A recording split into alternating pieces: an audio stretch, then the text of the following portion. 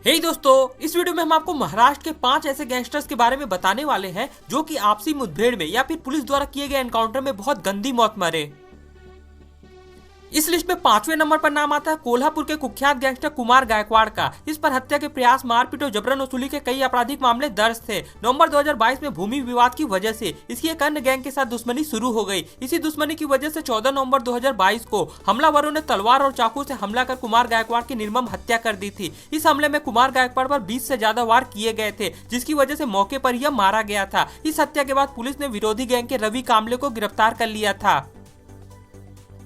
इसके बाद इस लिस्ट में चौथे नंबर पर नाम आता है नासिक के कुख्यात गैंगस्टर भीम भाई पगारे का। इस पर हत्या के प्रयास और रंगदारी के कई आपराधिक मामले दर्ज थे। मई 2014 की एक रात शहर के राजीव नगर इलाके में जैसे ही भीम पगारे अपनी बाइक से आया, उसी समय अज्ञात बदमाशों ने इस पर गोलियों से हमला कर दिया। इस हमले में एक गोली भीम पगारे की जांघ में लगी और इसके बाद यह भागकर अपनी जान बचाने के लिए एक फ्लैट में छिप गया, पर बदमाशों ने इसे ढूंढकर इस पर चौपर और कुल्हाड़ी से हमला कर दिया। इस हमले में भीम पगारे गंभीर रूप से घायल हो गया और अस्पताल ले जाते समय रास्ते में ही इसकी मृत्यु हो गई। पुलिस के अनुसार इस हत्या को मोहन चांगले की हत्या का बदला लेने के लिए अंजाम दिया गया था।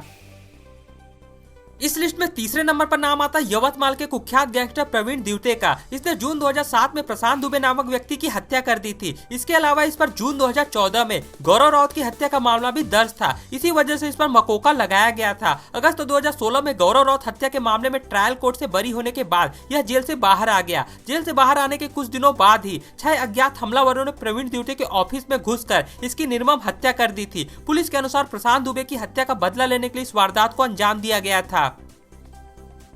इसके बाद इस लिस्ट में दूसरे नंबर पर नाम आता है पुणे के कुख्यात गैंगस्टर संदीप मोहोल का। यह मूलतः मूथा गांव का रहने वाला था। शुरुआत में यह बोट के गैंग में शामिल हुआ और अपना नाम बनाया। इसके बाद इसने खुद की गैंग बना ली और वारदातों को अंजाम देने लगा। इस पर 20 वर्ष की उम्र में ही हत्या का पहला मामला दर्ज हो गया था। अपराध की दुनिया में नाम कमाने के बाद इसने राजनीति में कदम रख दिया। बहुत कम समय में अपना नाम बनाने वाले संदीप मोहोल का अंत दुर्भाग्यपूर्ण रहा। पोर्ट रोड पर गणपति के सामने गणेश मारने गैंग ने इस पर हमला कर दिया और गोलियों से भूनकर इसकी निर्मम हत्या कर दी थी। इस लिस्ट में पहले नंबर पर नाम आता है मुंबई के कुख्यात गैंगस्टर मन्या सुर्वे का। इसे अपराध की दुनिया में इसके सौतेले भाई भार्गव दादा ने लाया था। इसने अपने भाई के साथ मिलकर वर्ष 1969 में किसी दानदेकर का मर्डर कर दिया था। इसी हत्या के आरोप में मन्या सुर्वे को आजीवन कारावास की सजा हुई थी। सजा के बाद इसे मुंबई की बजाय पुणे की जेल में रखा गया था। कुछ समय जेल में रहने के बाद यह मौका पाकर जेल से फरार हो गया। इसके बाद यह फिर से मुंबई आ गया और वारदातों को अंजाम देने लगा। पुलिस लगातार मन्या सुर्वे की तलाश में जुटी हुई थी। इसी बीच 11 जनवरी 1982 को वडाला के अम्बेडकर कॉलेज के पास पुलिस ने मन्या सुर्वे को एक एनकाउंटर में मार गिराया था।